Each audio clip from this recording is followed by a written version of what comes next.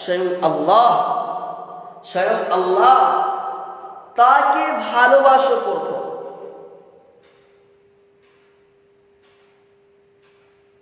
আল্লাহ কি বলছেন? এই বান্দা, আমাকে যদি পেতে চাস, আমাকে মহব্বত করতে গেলে আমার হাবিবকে প্রথম আগে ভালোবাস। আল্লাহ রসুল বলেছেন যে আল্লাহকে ভালোবাসতে, আল্লাহকে পেতে, আল্লাহকে মহব্বত করতে, তাহলে আল্লাহকে ভালোবাসতে গেলে রসুল্লাহকে ভালোবাসতে হবে, আল্লাহকে পেতে গেলে রসুল্লাহকে ভালোবাসতে হবে, আল্লাহকে মহব্বত করতে গেলে রসুল্লাহকে মহব্বত করতে হবে। রসুল বলছেন আমাকে মহব্বত করবি,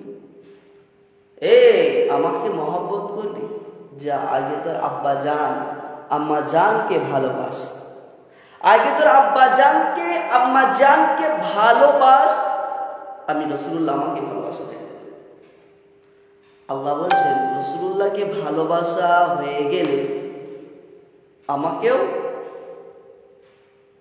পেয়ে গেলি।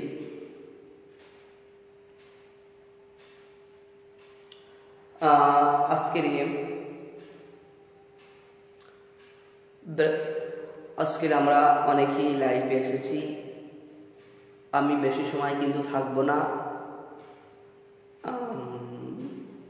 7:10 আজান, আর এই মসজিদেই আল্লাহ পাক খেদমত করাচ্ছে।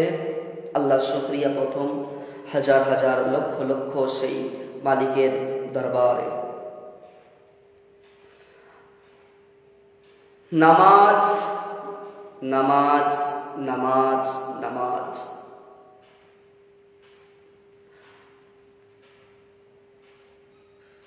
ইসলামের ভিত হলেন 5টি। কি বললাম? 5টি। প্রথমে কলেমা পড়তে হবে।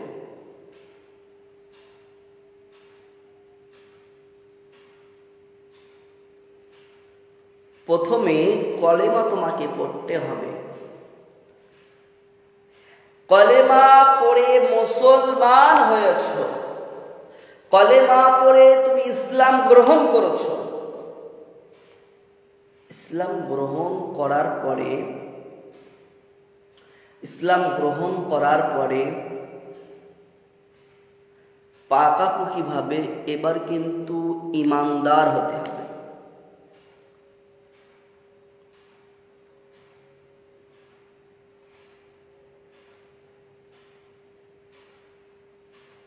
তারপরে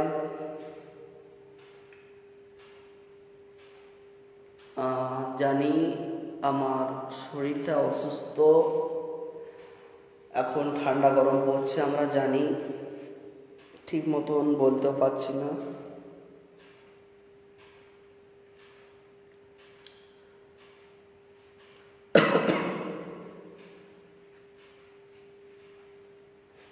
একটা গজল আমরা গাইব, সবাই ঠিক মতন শুনবে মনোযোগ দিয়ে। রাসূলুল্লাহকে মহব্বত যারাই করেছেন, গজলটা গাবার আগে একটু কথা বলি। রাসূলুল্লাহর ভালোবাসায়, রাসূলুল্লাহ সাল্লাল্লাহু আলাইহি ওয়াসাল্লামের মহব্বতে যে ব্যক্তি একটি বার চোখের পানি যে ফেলেছে, একটুকরো যে পানি ফেলেছে, সে কখনো খারাপ কাজ করতে পারবে না। যে রাসূলুল্লাহর আশিক হবে, যে রাসূলুল্লাহ দিওয়ানা হবে, যে রাসূলুল্লাহকে মহব্বত করবে, যে রাসূলুল্লাহকে ভালোবাসবে, সে কখনো খারাপ কাজ করতে পারে না। আমিও তো বলি আমি রাসূলুল্লাহকে ভালোবাসি। গ্রামের একটা ছেলেকে সে নামাজ পড়ে না, সে রোজা রাখে না, সে হজ করেনি, সে যাকাত দেয়নি, সে ফিতরা দেয়নি, সে নামাজ পড়েনি, পিতামাতাকে খারাপভাবে কথা বলেছে, পিতামাতাকে মারধর করেছে, তাকে যদি বলা হয় তুমি রাসূলুল্লাহকে কি মহব্বত করো,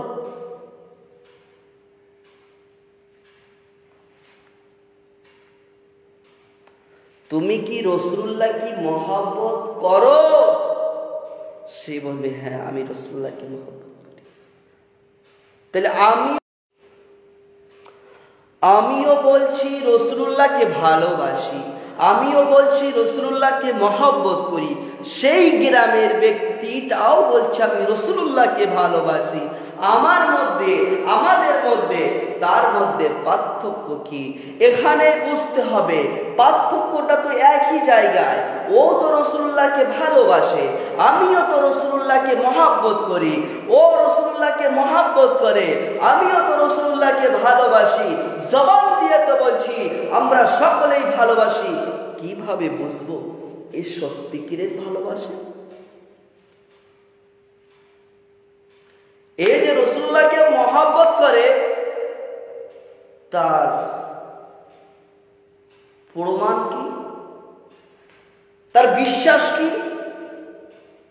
একটাই তার বিশ্বাস, যে ব্যক্তি রাসূলুল্লাহকে সুন্নত পালন করবে, যে রাসূলুল্লাহ সাল্লাল্লাহু আলাইহি ওয়াসাল্লাম রেখে গেছে মুজিজাটাকে, যে তোমার মেনে চলবে, কুরআন এবং হাদিস মেনে চলবে, যত যে আমল করবে তত সে ব্যক্তি রাসূলুল্লাহকে মহব্বত করে, রাসূলুল্লাহকে মহব্বত করে, হাবিবুল্লাহকে মহব্বত করে।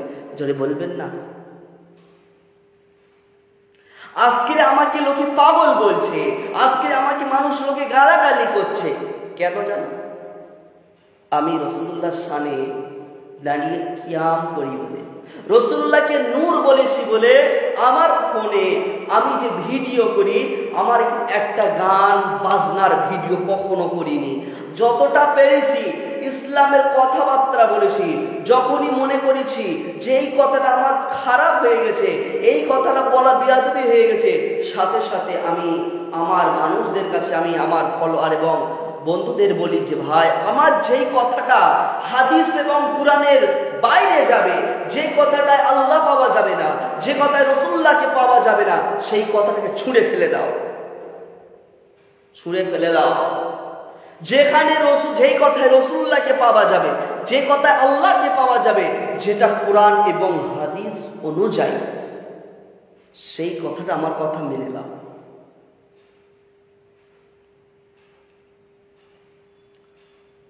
এক আশিক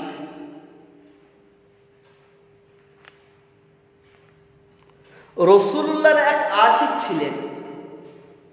প্রথমে তিনি একটা অন্য ধর্মের মানুষ ছিলেন। অন্য ধর্মের মানুষ থাকার পরে তিনি বিভিন্ন ধরনের বাইবেল পড়তে লাগলেন, গীতা পড়তে লাগলেন, বিভিন্ন ধরনের কিতাব বইপত্র তিনি পড়তে পড়তে তারা একবার এ ধর্মের কিতাব পড়ে, একবার ওই ধর্মের কিতাব পড়ে, পড়তে পড়তে জৈন, খ্রিস্টান, বৌদ্ধ, তোমার হিন্দু ধর্ম, এবার বিভিন্ন ধরনের তোমার কিতাব তারা পড়তে লাগলো। সেই মানুষটা তিনি দেখলেন, তার পড়তে পড়তে দেখতে ইসলামদের মধ্যে একটা, যাকে মহব্বত করে মুসলমানরা, তার একটা জীবনী কেন্দ্র, রাসূল সাল্লাল্লাহু আলাইহি সাল্লামের একটা জীবনী। সেই ব্যক্তি ডাক্তার ছিলেন এবং বিজ্ঞানীও ছিলেন। সেই ডাক্তার একটা বেধর্মী ছিলেন। হাবিবুল্লাহর আশিক হয়ে গেলেন। কিভাবে হাবিবুল্লাহর আশিক হয়ে গেলেন?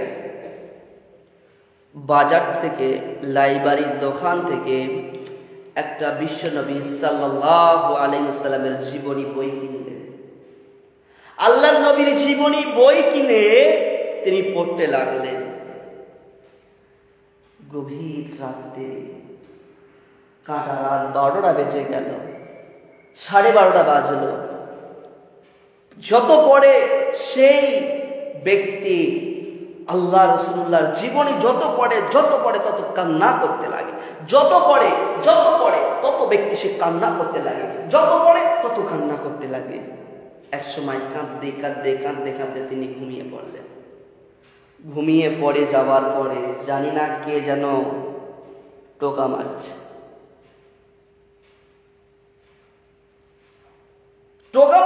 ঘরের দরজায়। টোকা মারলেন, সেই ব্যক্তি দরজাটা খুললেন। খোলার পরে দেখে কিতাবের মধ্যে আল্লাহ নবী যেমন বর্ণনা দিয়ে গেছেন ঠিক সেমন একটা মানুষ দাঁড়িয়ে আছেন। তিনি অন্য কেউ না, তিনি হযরত মুহাম্মদ সাল্লাল্লাহু আলাইহি ওয়াসাল্লাম। দাঁড়িয়ে আল্লাহর নবী তার হাতে হাত দিয়ে ইসলাম গ্রহণ করে আল্লাহর নবী যখন চলে গিয়েছেন, সেই শিব তিনি অন্য একটা ধর্মের মানুষ ছিলেন, তিনি আর ঘুমোতে পারছেন না। তিনি ঘুমোতে পারছেন না। তিনি ঘুমোতে যখন পাচ্ছেন না, ফজরের আজান হচ্ছে, আল্লাহু আকবার, আল্লাহু আকবার।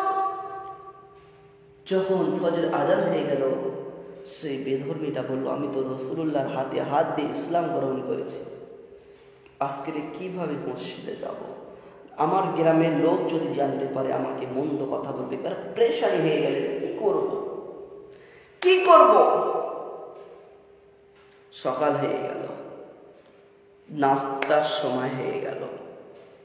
নাস্তা করার সময় বিভিন্ন বিভিন্ন ধরনের খাবার তার সামনে আছে, স্ত্রী দিয়ে গেছে, তিনি আজকের একটা দানা পর্যন্ত গালে তুলতে পারছেন না।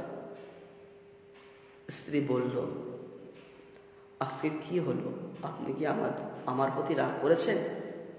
কি হলো আজকে? আপনি কি আমার প্রতি অসন্তুষ্ট হয়েছেন? আজকে কি রান্না কি ভালো লাগে? তিনি কিছু বলছেন না, তিনি কিছু বলছেন না। এক সময় তিনি স্ত্রীকে বলতে লাগলো, জানো একটা জিনিস হয়ে গেছে, তুমি যেন 10 কান করো না, করো যদি আমাকে কিন্তু গুলির অর্ডার দিয়ে মেরে দেবে, আমাকে গুলির অর্ডার দিয়ে মেরে দেবে, সরকার আমাকে গুলির অর্ডার করে দেবে, কারণ আমি জানো। বলে কি হয়েছে? স্ত্রী খানে খানে বলছে, জানো আমি ইসলাম গ্রহণ করেছি, আমি ইসলাম গ্রহণ করেছি। বলছে তাই নাকি? বলছে ও। স্ত্রী চুপচাপ রয়েছে। স্ত্রী বলতে লাগলো, আচ্ছা তুমি বাজার থেকে কি এমন আতর নিয়ে এসেছো যে ঘরটা এত সুন্দর, এত মিষ্টি একটা খুশবু বেরোচ্ছে, আগে কখনো তো এরকম আতর মেখে আসুন। তিনি বলছে, দেখো তো এই আতরটা কি? হাতটা বাড়িয়ে দিয়েছে। স্ত্রী যখন নাকের কাছে আছে, হ্যাঁ এই আতরটাই। বলে এটা কোনো আতর না, স্বয়ং রাসূলুল্লাহ সাল্লাল্লাহু আলাইহি সাল্লাম এসে তার হাতে হাত দিয়ে আমি কলেমা স্বীকার করছি। স্ত্রী বলতে লাগলেন, তোমার যে সেন্টটা দেখো, ঠিক আমারও হাতে ওই সেন্টটাই পাওয়া যাচ্ছে। স্বামী যখন শুকে দেখলো, দেখে তাই তো। বলে যে রাত্রে রসুল তোমার ঘরে এসেছিল, সেই রাত্রে স্বয়ং রসুল আমার ঘরে এসেছিল। যদি বলবেন না সুবহানাল্লাহ। তাহলে রসুল্লাহ দিবানা হতে গেলে, রসুল্লাহকে মহাব্বত করতে গেলে আশিক হতে হবে, রসুল্লাহর প্রতি ভালোবাসা পয়দা করতে হবে, রসুল্লাহর প্রতি মহাব্বত করতে হবে। নবীর চরণেতে সারা জীবন আমি থাকিব, নবীর চরণেতে সারা জীবন আমি থাকিব। বাতিলের কাছে কখনো মাথা নত নাহি করব, নবীর চরণেতে,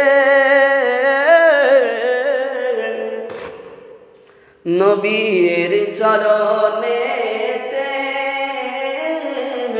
সারা জীবন আমি থাকিব, নবীর চরণেতে সারা জীবন আমি থাকব। সুবহানাল্লাহ বলে।